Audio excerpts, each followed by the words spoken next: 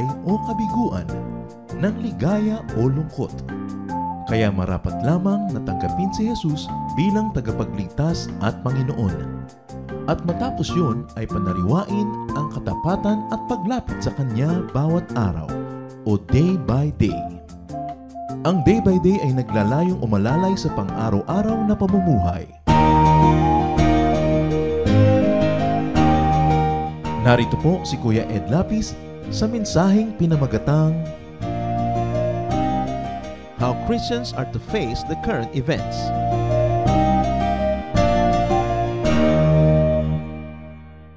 How are Christians to react to face the current events? Maraming mga nangyayari ngayon sa mundo, maraming nababahala, maraming natatakot. Ano kaya ang bago doon? Sa pagharap po natin sa mga current events, we say Christians are to look forward. Forward. To what? To the end of this world system. The prophets revealed it. Wala namang bago. Magtatapos naman talaga ang sanglibutan. Matatapos ang lahat. Hindi tayo dapat masurpresa, hindi tayo dapat magulat, at lalong hindi dapat matakot. Marami nang sinabi tungkol dyan. Isa na rito, Daniel chapter 2, verses 44 up to 45.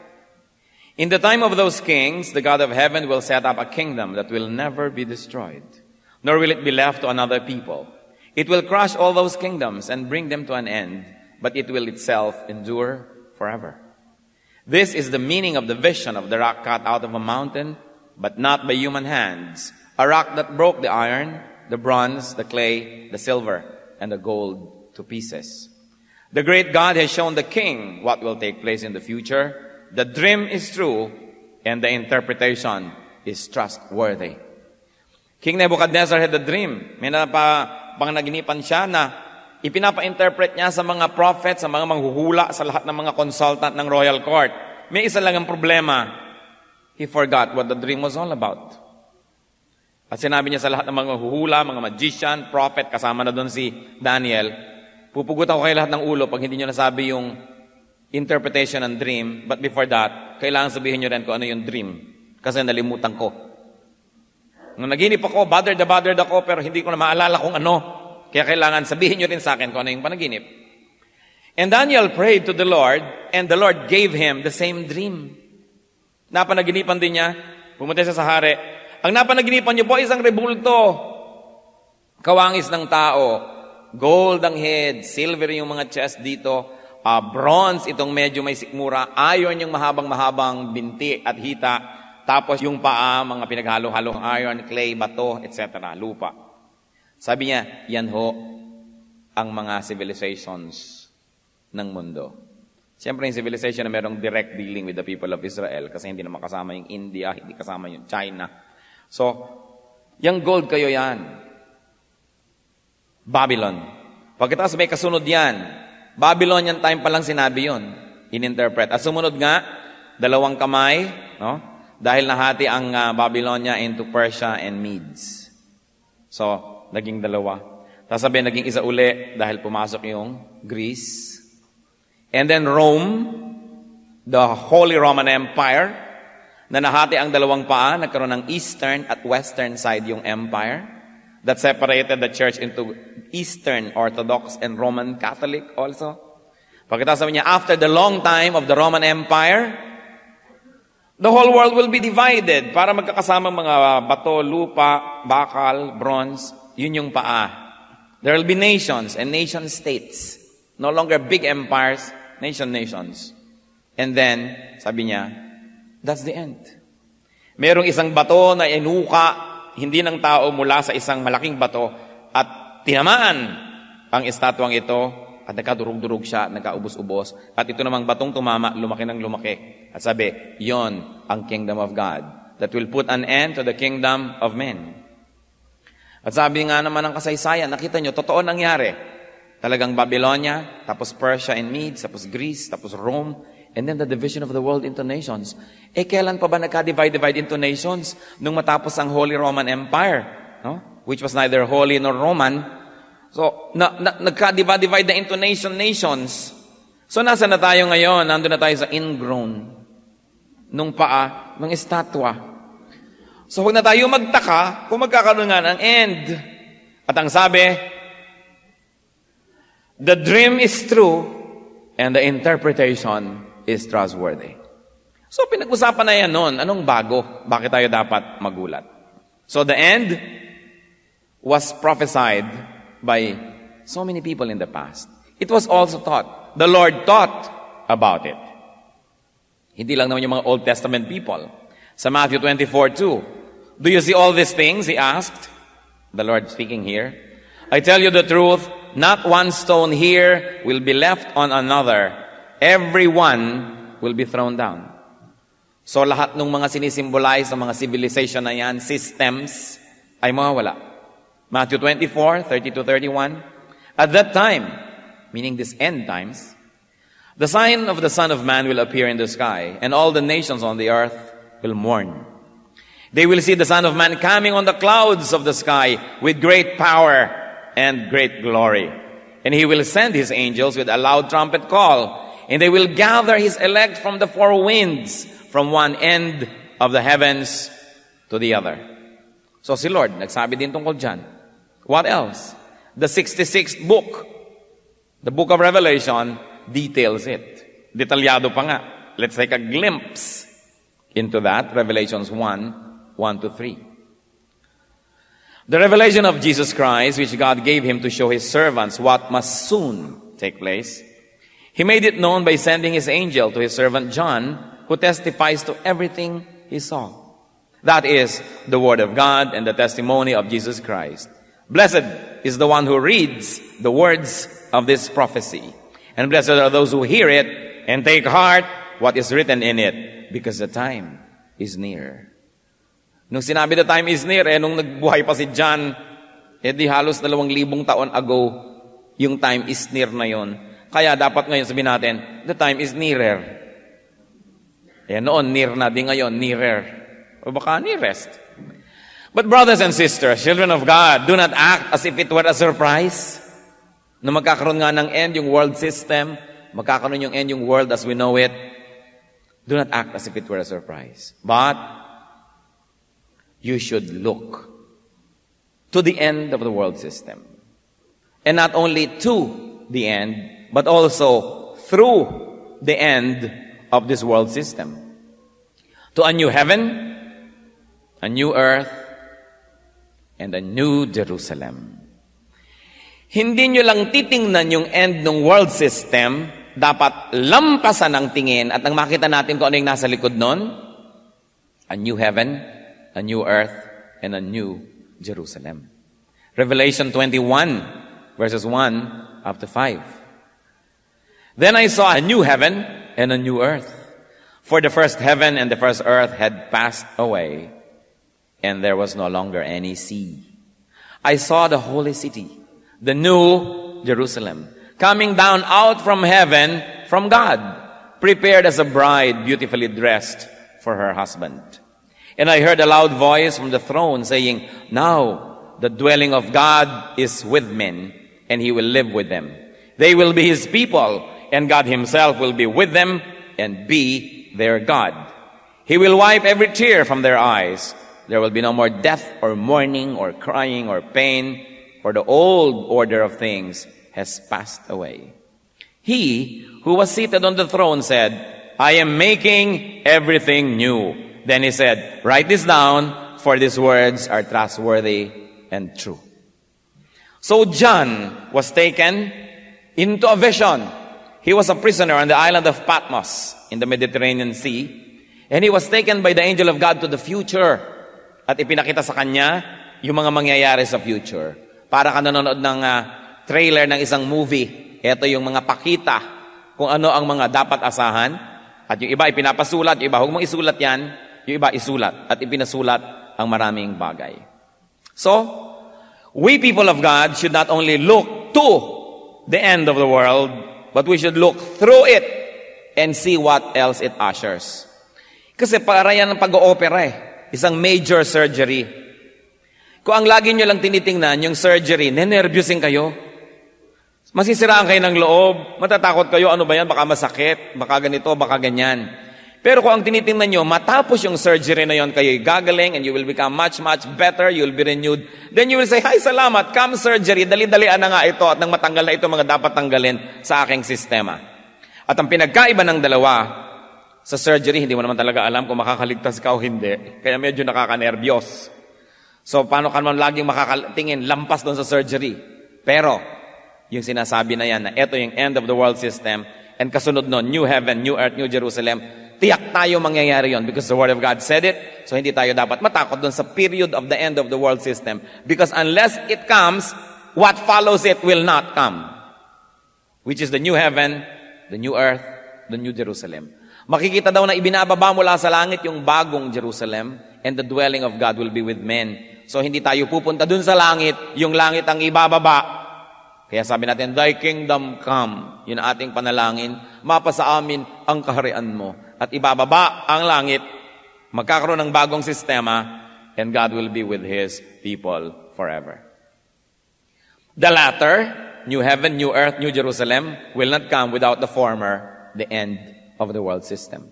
So, if the new Jerusalem, if the new earth, if the new heaven is good news, then the end of this world system is the beginning of the good news.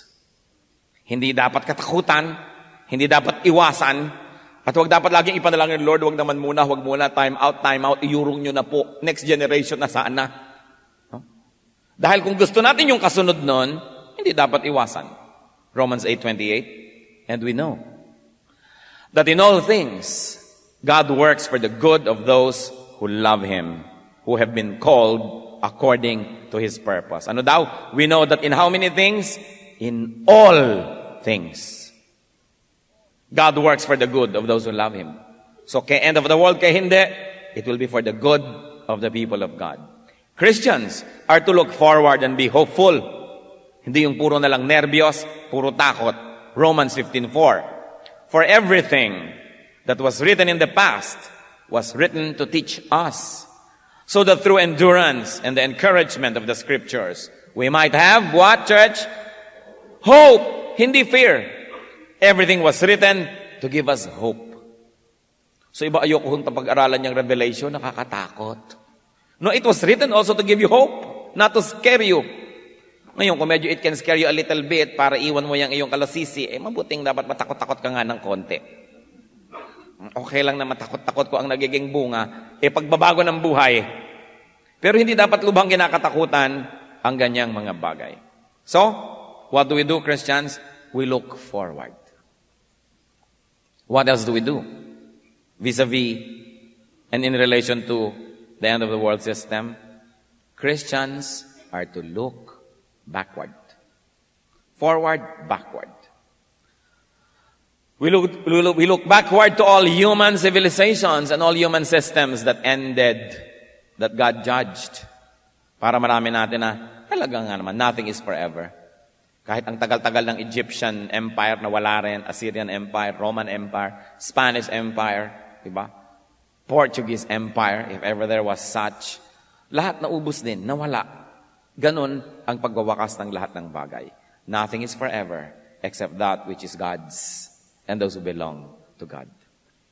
Christians are to look backward to God's active involvement and saving hand in human history. Na walang nangyayari sa mundo na hindi naman alam ng Diyos at hindi kalahok ang Diyos. Nakita na natin isang example how the Lord led His people out of Egypt. Exodus 3, verses 10 to 12. So now go. I am sending you to Pharaoh, kausap ni Lord si Moses, to bring my people, the Israelites, out of Egypt. But Moses said to God, who am I that I should go to Pharaoh and bring the Israelites out of Egypt? And God said, I will be with you. And this will be the sign to you that it is I who have sent you. When you have brought the people out of Egypt, you will worship God on this mountain. Loaded sentences. Sabi ni Lord, bring my people out of Egypt. Moses was clueless. He did not get it. So sabi niya, sino naman ho ako para gawin yan? So sabi naman ni Lord, I will be with you. Parang don't you see, it is my people, it is I who will do it. I'm only telling you to do it. You're only an instrument. So huwag mo sabihin sino ka dahil talagang sino ka nga ba? Talagang wala ka. But when I empower you, you will be able to do it because it is my people and it is I sending you. Tayo rin po pag minsan naglilingkod sa Diyos, sister, gawin mo to, brother, gawin mo, ay, hindi ko kaya. Talagang hindi mo kaya. Sino ka ba? Pero kung ipinapagawa sa iyo ni Lord yan, ipapakaya sa iyo ni Lord. Nanliliit lang tayo at nanghihina na gawin yung dapat kasi ang naiisip natin, tayo yung gagawa Nakalilimutan natin, hindi naman tayo. Tayo'y nagpapaubaya lang, tayo'y nagpapagamit kay Lord, pumapayag tayong dumalo yung pagpapala niya through us, that it is not really us, but we only make ourselves available for God's use. And that's what's important. Don't forget that God has always been actively involved in human history. Pati ang Exodus out of Egypt, pati kay Joshua sa buhay niya, Joshua 10:12-13. On the day the Lord gave the Amorites over to Israel, Joshua said to the Lord in the presence of Israel, O sun, stand still over Gibeon. O moon, over the valley of Ajalon. So the sun stood still, and the moon stopped, till the nation avenged itself on its enemies. As it is written in the book of Jashar, the sun stopped in the middle of the sky, and delayed going down about a full day. Na-discuss na natin yan. A missing day found by the computers of NASA. Nakita nila, hindi nila mahanap ang nawawalang araw, inascribe dito. God even caused the sun to stand still to give to Joshua extended daylight for battle. Napakaganda ng involvement ni Lord sa kilos. Judges 4:14-15. Then Deborah said to Barak, Go, this is the day the Lord has given Sisera into your hands. Has not the Lord gone ahead of you? So Barak went down Mount Tabor, followed by 10,000 men. At Barak's advance, the Lord routed Sisera and all his chariots and army by the sword. And Sisera abandoned his chariot and fled on foot. Another beautiful story which we have just recently discussed. In all of this, and these are just samplings of how God involves himself in the history of men, look backward to God's track record of protection, provision, and deliverance to his people. At lalakas ang loob nyo to look forward because you look backward and you know that God has always been there. There's no reason why He will not be there tomorrow when He has always been there yesterday. Sabi nga ng matatanda, ang hindi lumilingon sa pinanggalingan, hindi makararating sa paroroonan. At tayo mga people of the book, people of God, people of the Bible, we should look backward and see how God has moved and has constantly been involved in the affairs of men. So, we look backward to history. What else are Christians to look backward to? We look backward to God's Word. Promises of guidance, of help, and of protection. Isaiah 41:10. So, do not fear, for I am with you. Do not be dismayed, for I am your God. I will strengthen you and help you. I will uphold you with my righteous right hand. Bakit ka natatakot? Sino ba ang Diyos mo? Di ba ako? O hindi mo pa ba alam? Hindi mo pa ba kilala? So there's this great promise. We should look backward to promises of provision. Psalm 23:1, the Lord is my shepherd. I shall not be in want. Nakita natin how dramatically the Lord has provided light for Goshen, the place where His people were. Yung buong Egypt, nag-black out, dumilim. Pero there's a streak of light coming from the sky, lightening up the district of Goshen, where the people of God were staying. And they were in the desert 40 years. Wala namang agriculture, wala namang kahit ano, but they were fed by God miraculously every day. Manna rained down from heaven. And at the most needed times, water would gush out of the earth and give refreshment and life and hope to the people. If God has fed the people in the past, why will He not feed us now? We should look to promises of deliverance as well. Psalm 50, verses 14-15. Sacrifice thanks offerings to God. Fulfill your vows to the Most High. And call upon me in the day of trouble. I will deliver you, and you will honor me. God said that. Palagay ko yung marami mga taong pinanghihinaan ng loob, kinukulang lang kasi sa pagmememorya ng mga pangako ng Diyos. Nalilimutan nila ang pangako ng Diyos Ang naaalala nila yung takot na binibigay ng sanlibutan, ng media. Lalo ng Philippine media, pag lagi kang nanood ng mga balita at nakinig ng news, gusto mo nang unahan yung end times at magpakamatay ka na dahil nakakasira ng loob. Lagi na lang negative, lagi na lang sensationalized. Wala nang nakakatuwa na mabalitaan ka. Puro bad news na lang. So, kailangan ng deliverance, the Lord promised it. What else should we look backward to? Promises of glorious hope. Hindi basta hope glorious hope. John 14, 2-4. In my Father's house are many rooms, the Lord speaks. If it were not so, I would have told you. I am going there to prepare a place for you. And if I go and prepare a place for you, I will come back and take you to be with me, so that you also may be where I am. You know the way to the place where I am going. And then Jesus says, I am the way. There's a way. Christ is the way. And if Christians are to look forward and backward to God, certainly we can do the third thing.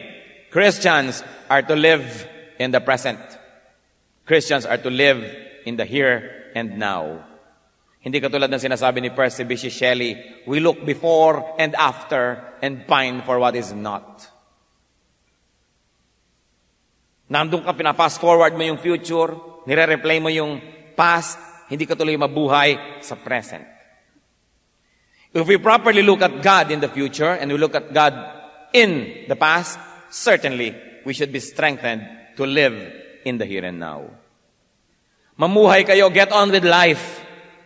Not to be too preoccupied by what ifs. Ano po kaya ang mangyayari kung matalo ang ganito? Ano kaya kung bagsakan tayo ng mga bomba atomika? Ano kaya mangyayari kung biglang may sumabog na bomba sa bahay namin? Ano kaya mangyayari? Yung masyadong mayaman ng imahinasyon, hindi pa nangyayari yung dilubyo, nagdusa na. So kung hindi man mangyari, nagdusa na siya minsan. Ngayon, kung nangyari, nagdusa siya 2 beses. Nung ini-imagine pa lang niya, at nung nangyari na. So ba't di nyo nalang bayaang mangyari kung mangyayari? Kung magdusa man kayo, minsan na lang, hindi doble. At kung hindi man mangyari, yung mahilig mag-isip, nagdusa na rin kahit hindi pa rin nangyari. Do not be too preoccupied by what ifs. You don't know what the future holds. But you know who holds the future. Do you know? Jesus holds the future.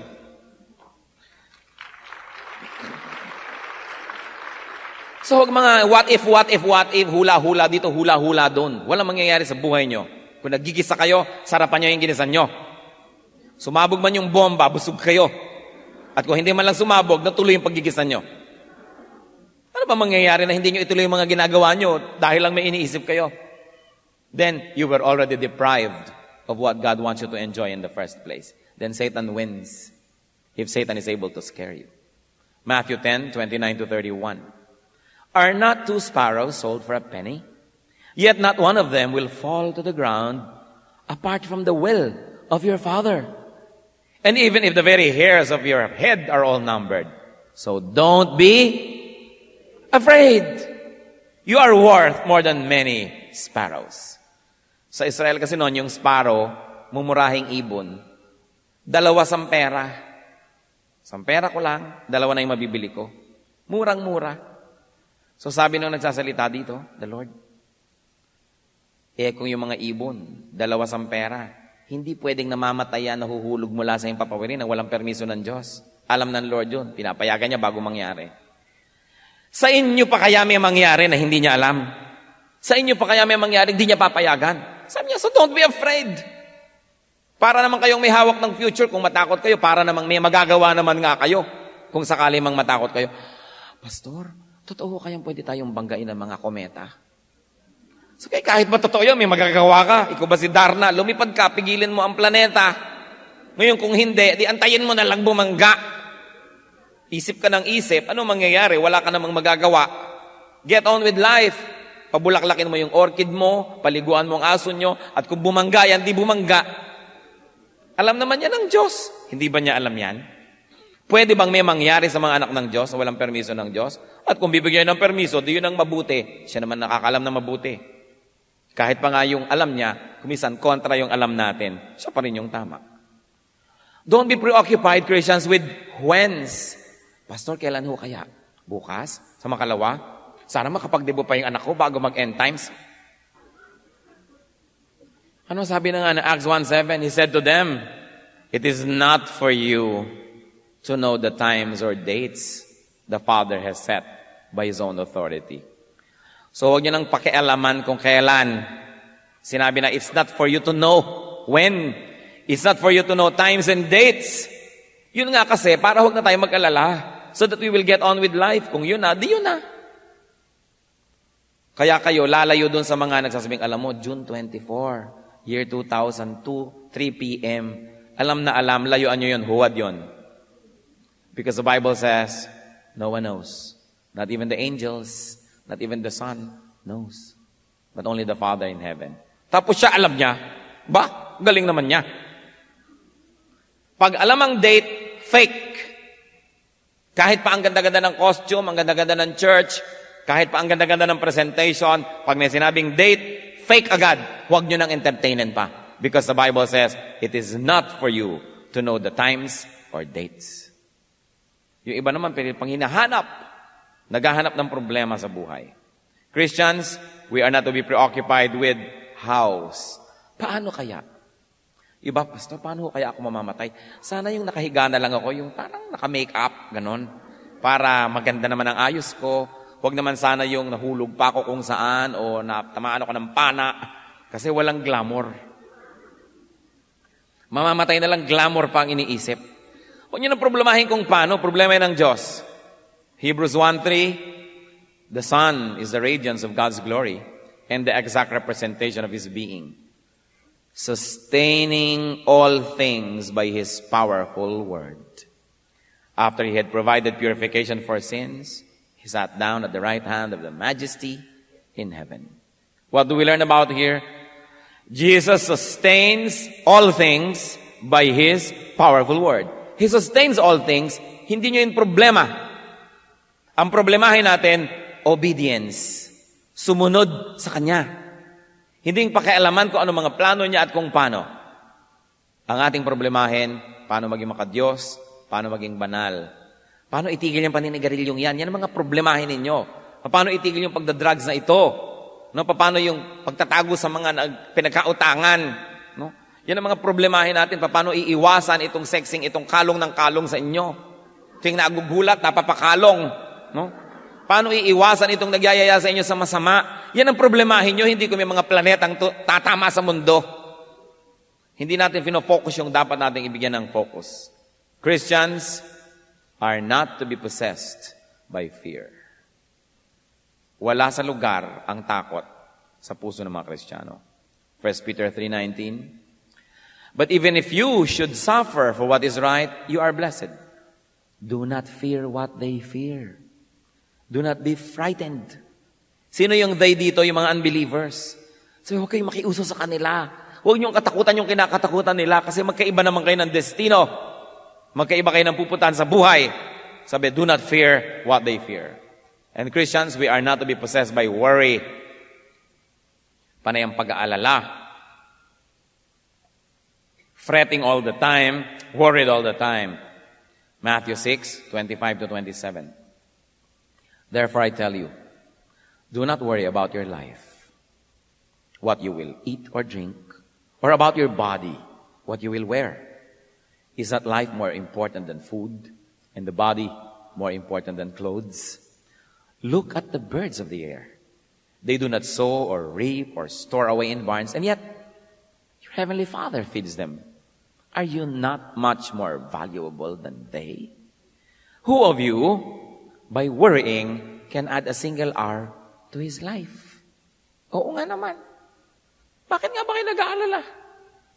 Yung mga ibon, pinapakain ng Diyos kahit hindi sila nag-agriculture.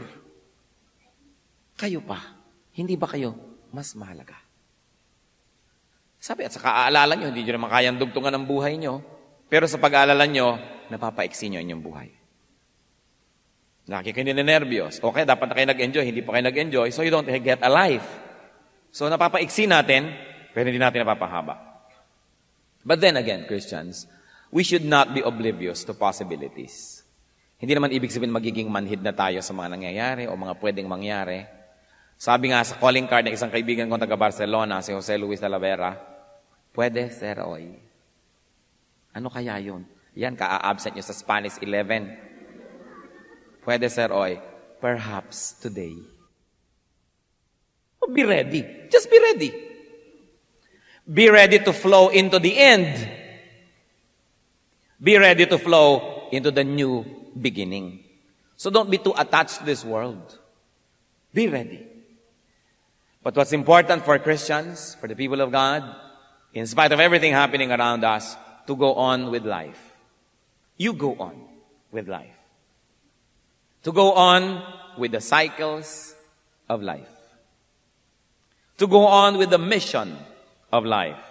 Philippians 1:21, for me, to live is Christ, and to die is gain. So to live is Christ. Let's do everything that Christ wants us to do while we are alive. Then when we die, it is gain. Do what you have to do. And then go on with the elements of life. Bakit ba inimbento ng Diyos ang buhay? Ano ba ang purpose ng buhay? Bakit ba tayo nasa planetang ito? Ecclesiastes 2:24. Sabi ni Solomon, pinakamatalinong taong nabuhay sa balat ng lupa. A man can do nothing better than to eat and drink and find satisfaction in his work. This too, I see, is from the hand of God. Ewan ko kung anong ginawa ng relihiyon tungkol sa eating and drinking and being satisfied. Ang mga taong makadiyos, nagigilty yata when they eat and drink and enjoy. Kasi sobrang inuso sa atin yung monasticism, pinauso sa atin yung hinahagupit mo ang iyong sarili, naglalakad ka ng paluhod, dumidipa kang pagod na may dala kang barbell, yung pinapahirapan mo ang sarili mo, masamang mag-enjoy, hindi dapat mag-enjoy. Pero hindi naman yata yun ang purpose ng life. Yun lang ang sabi ng relihiyon. So go back to Solomon, who discovered the meaning of life. Sabi niya, huwag na tayo magpaka-profound, huwag na tayo magpa-deep-deep pa. Ang ibig sabihin ng buhay, mag-enjoy tayo. That's what God wants us to do. Mag-enjoy sa hindi kasalanan, sa hindi masama, but to enjoy everything that God gives you and be appreciative. Hindi naman sadista ang Diyos. Binigyan ka ng taste bud para mag-enjoy ka ng lasa ng pagkain. Binigyan ka ng gana para ka kumain. Binigyan ka ng mga accomplishments para ma-enjoy mo yon. Binibigyan ka ng hanap buhay para ka magkaroon ng buhay, hindi puro hanap. So para ka magkaroon ng life, to enjoy it. And Solomon says, eat and drink. Find satisfaction in your work. Meaning, yung ginagawa mo, enjoyan mo. Kaya kung hindi ka nag-enjoy sa ginagawa mo, bitawan mo yan, maghanap-hanap ka ng iba na na-enjoy mo. Kasi sandali lang ang buhay, inubos mo pa sa paggawa nang di mo namang gusto. Samantalang meron namang gusto mo rin at pwede ka rin magkaroon ng satisfaction. So sabi niya, yan ang buhay. Do that while you're alive. Ano pa Ecclesiastes 5:19? Moreover, when God gives any man wealth and possessions and enables him to enjoy them, to accept his lot and be happy in his work, this is a gift of God. So huwag mag-guilty yung mayaman, basta hindi ka nagnanakaw sa kapwa at marunong ka mag-share. Huwag ka mag-guilty na marami kang possessions, basta hindi tayo nagiging sakim. Sabi, if God gives you wealth and at the same time enables you to enjoy it, aba, dobleng blessing yan, enjoyin mo. Be happy. Huwag kang mag-guilt trip, huwag kang kung ano-ano. Sabi ni Solomon, Ecclesiastes 9:9. Sa mga may asawa lang to, ha? Enjoy life with your wife.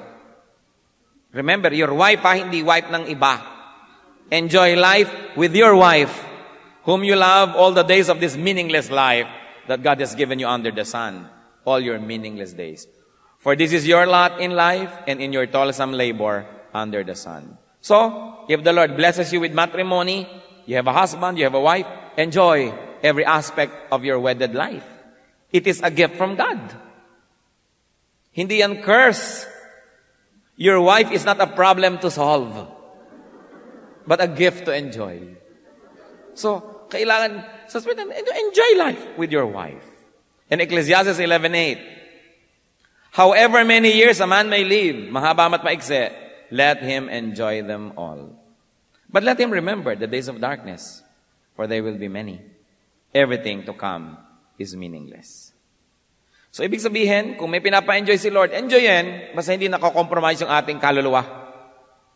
Sabi, darating naman yung mga days na hindi enjoyable, mahirap, o di harapin mo rin, at least may baon ka ng alaala ng mga masayang nakaraan para baunin mo sa mga darating na baka hindi masyadong masayang mga araw.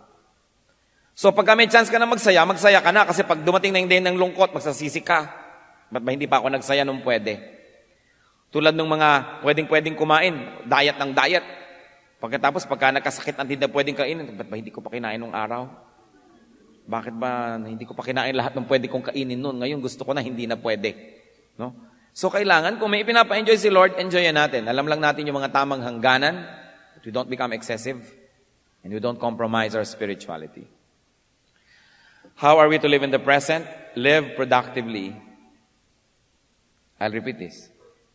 Live productively as if the end of the world would not come in the next 1,000 years. Yung magtanim pa rin kayo. Yung ba, ayoko na yata magtanim, baka mag-end of the world na. Tapos isang taon na, hindi pa rin nag-end of the world. Wala ka tuloy maani. Huy, mag-resign na kayo sa mga trabaho nyo, end of the world na. O 2 taon na hindi dumarating. O di pila ka na naman sa POEA. Dapat, ang mga Kristiyano, plano ng plano, tanim ng tanim, trabaho ng trabaho, na parang in the next 1,000 years, hindi pa mag-end ang world. So you continue to be productive. But, you live morally and uprightly as if the end of the world would come today. So you live productively as if it will not happen yet, but you live uprightly as if it will happen now. And if you did those two things, you can never go wrong. And remember this, even if the world system does not end today, your life may. Yung iba kung pinag-uusapan ng end of the world, malayo pa yan, mga 1,000 years from now. Oo, kung namatay ka ngayon, the end mo na. Hindi, ang lapit din. Kahit hindi mag-end yung planeta, nag-end ka bigla, di yun na yung end mo. So kailangan nire-recognize natin yung mortality natin. Yung pamumuhay natin, yung kabanalan, kabutihan na pwedeng gawin. Gawin na ng gawin dahil baka nga mag-end na tayo today para hindi na tayo nagsisisi pa.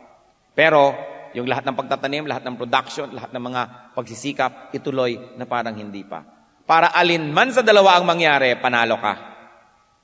Hindi pa nag-end yung world, may itinanim ka, di may aanihin ka. Nag-end na ngayon, ang banal-balan ng buhay mo, di mabuti. Kahit alin pwede. But don't put your life on hold just because the World Trade Center collapsed. Don't put your life on hold just because they are preparing for the first war of the new millennium. Marami ng gerang naranasan ng mundo. Lahat ng tao ng mga panahon yun, akala nila yun ang end of the world. Hindi pa rin. May mga grupo pa nga, nagsuot na ng mga helmet na pang motorsiklo, sumuot sa mga ilalim ng lupa sa Tagaytay, at sinabing, end na ng world. 10, 9, 8, 7, 6, 5, 4, 3, 2, 1, 2, 3. Nagbibilang pa yata ang iba ngayon. 3 million. Wala pa rin. Sinabi na ngang walang nakakaalam ng date, naglalagay pa, napapahiya tuloy. Huwag kayong nakikinig sa ganyang mga bagay. Go on. Kung nag-end ng world, sa kalagitnaan ng paggaganchilyo nyo, di sa kalagitnaan. Di ba? Kung nag-end yung world na hindi pa umaalsa yung cake na ginagawa nyo, di umalsa. Pag hindi man lang nag-end, at least umalsa yung cake nyo, may kainin kayo mamaya. Mahalaga, get on with life. Live uprightly as if the Lord will come today, but live productively as if it will not be in the next 1,000 years. The future is not for us to fret about. The future is for us to hope in. Let us not be focused only on the future, but let's also be focused on today. Problemahin natin ang pamumuhay ng matuwid at problema ng Diyos ang end times. Problema niya yan. Live a life that will not go to waste if the end suddenly comes. Live a life that will not go to waste if the end does not come in your lifetime. Whichever way you win. Just depend on God. Psalm 139, verses 7 up to 10. Where can I go from your spirit? Where can I flee from your presence? If I go up to the heavens, you are there. If I make my bed in the depths, you are there. If I rise on the wings of the dawn, if I settle on the far side of the sea, even there, your hand will guide me. Your right hand will hold me fast. Mga kapatid, kahit saan, kahit kailan, ang mga anak ng Diyos nasa kamay niya. We are safe in the hand of God, no matter where, no matter when. Go on with life. Glorify God with your life, and let God take care of the future.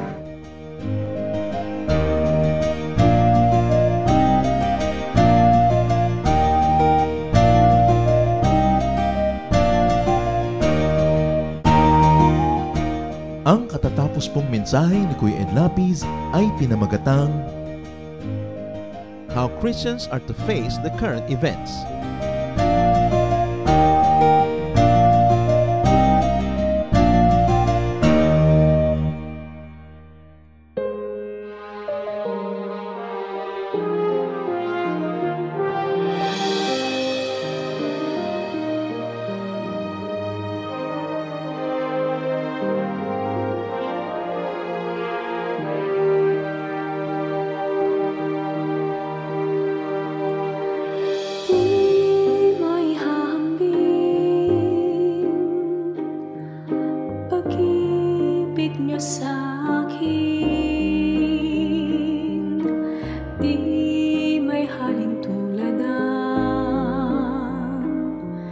Wagas niyong pagtingin,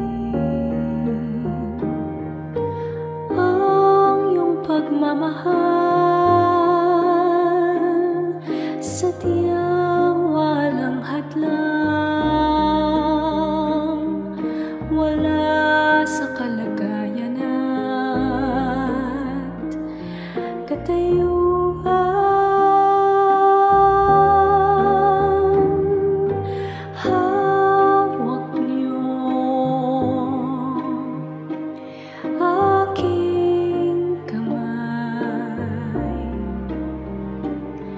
Sa tuwing nanananglahay at sa tuwing magkamali, walang hanggang pagpapatawad niyo sa'kin.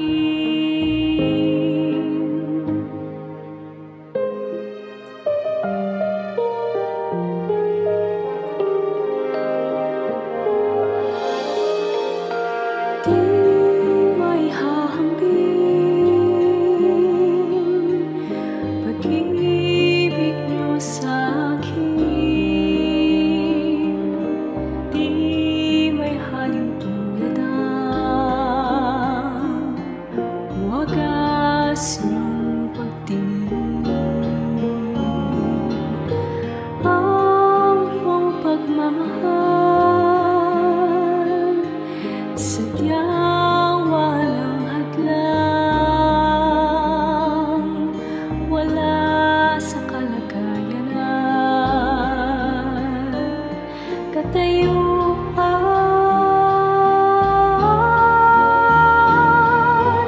Hawak niyo aking kamay sa tuwing nanananglahay at sa tuwing magkamali, walang hanggang pagpapatawad niyo sa'kin. Sadyang di mapigil ang kabutihan niyo, kahit tumigil pag-ikot ng mundo. Sa'king kahinaan, di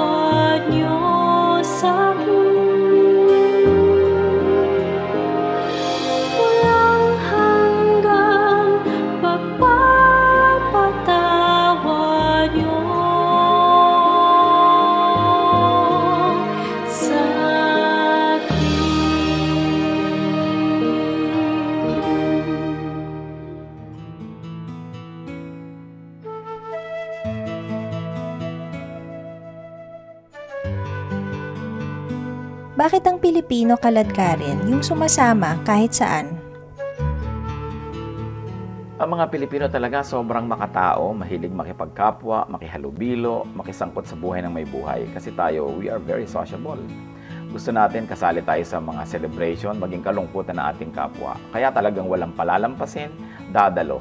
Lalong-lalo na nung araw na wala namang masyadong pinagagagawa ang mga tao sa mga probinsya, sa mga malalayong mga bukid, siyempre pagkakataon na nila na makisalamuha pag may okasyon. At ito nagpapatibay ng mga relasyon, ng mga magkakamag-anak, ng mga magkakaibigan, kaya magandang kaugalian yung tayo ay nagsasama-sama.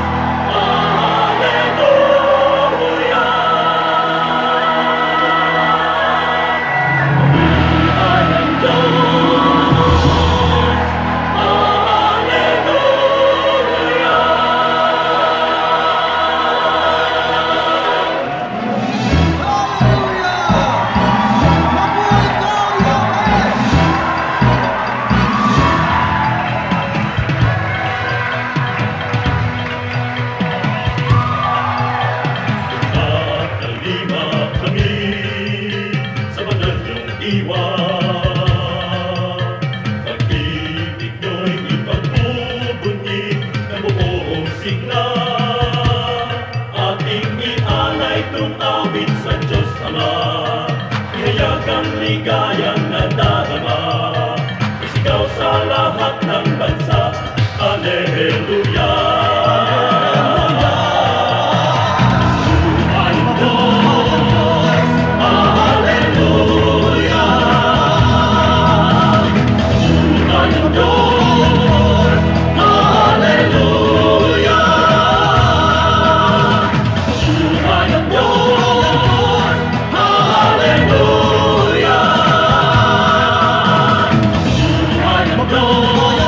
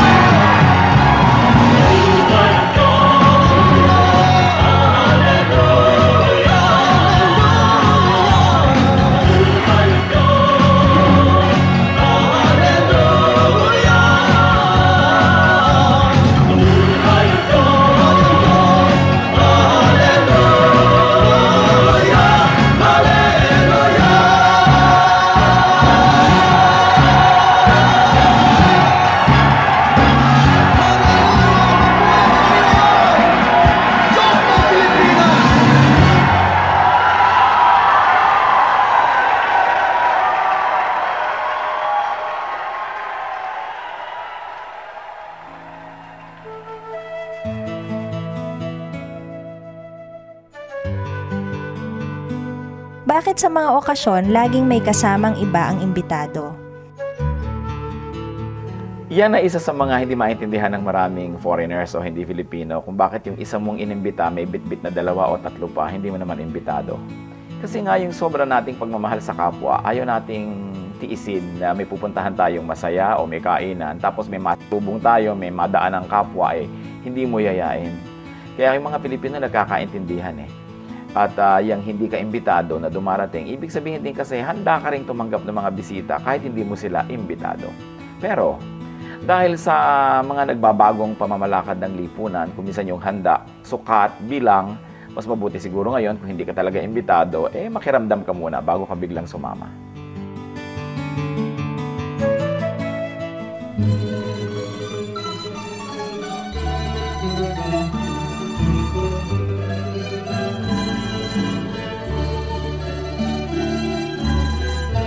Mga gawa niyo sa aming buhay, tuwin ay naaalala. Kayo'y laging tapat na tunay, puno ng pagpapala. Salamat sala'y pinatawad, nilinis niyo, Diyos. Pakinggan niyo't aming ilalahad, awit sa inyo, Jesus. O kay sarap mabuhay, sa piling niyo, Jesus. Bawat landas may kulay, kasiyahay lubos, ang tanging ninanais ay magpuri sa inyo, lalo lang tumatamis sa piling niyo, Jesus.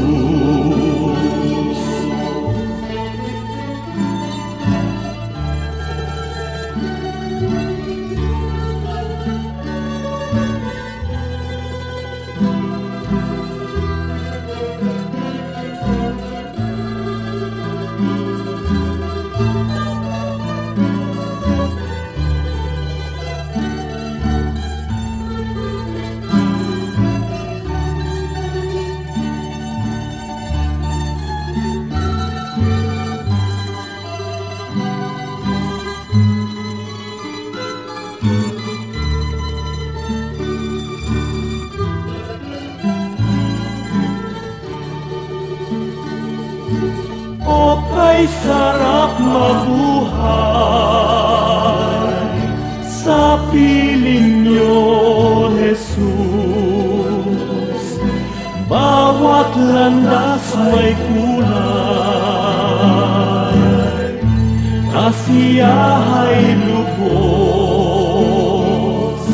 ang tanging ninanais ay magpuri sa inyo, lalo lang tumatamis sa piling niyo, Jesus. Bawat hakbang ay mayroong awit, bawat pintig ng puso, mga himig na makalangit sa damdamin bugso. Lumipas man ang aking buhay, awit di matapos, sa langit man ay iaalay, pakinggan niyo, Jesus. O kay sarap mabuhay, sa piling niyo, Jesus. Bawat landas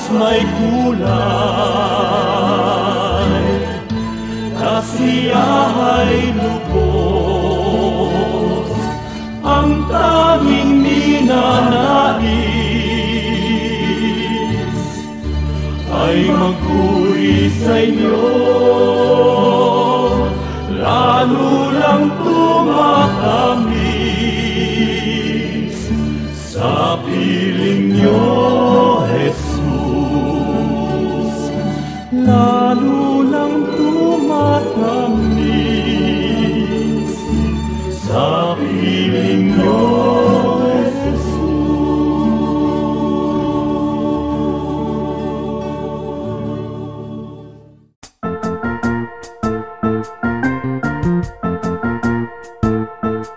Oras na po para pansamantalang magpaalam ang programang Day by Day.